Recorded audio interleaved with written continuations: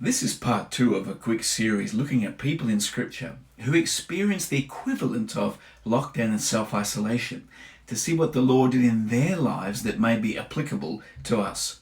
In today's devotion, we're going to look at the woman hemorrhaging blood. Now, it sounds gross, but it's actually a powerful story.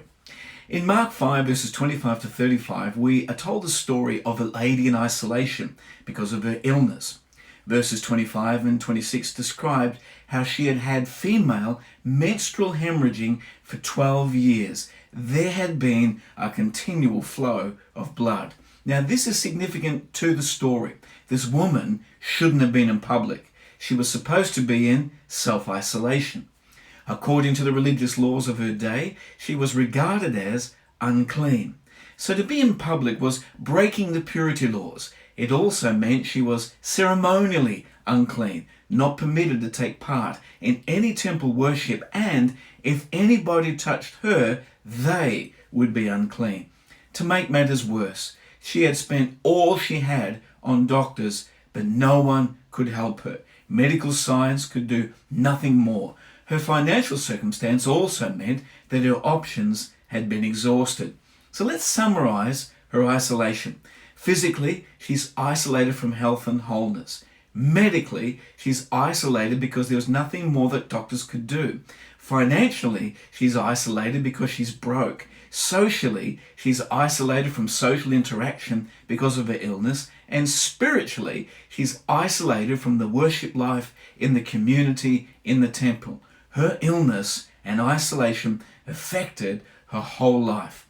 However, this lady did not allow her isolation to deter her from reaching out to Jesus. Mark 5 verse 27 says, when she heard about Jesus, she came up behind him in the crowd and touched his cloak. Her resolve was, I must touch him.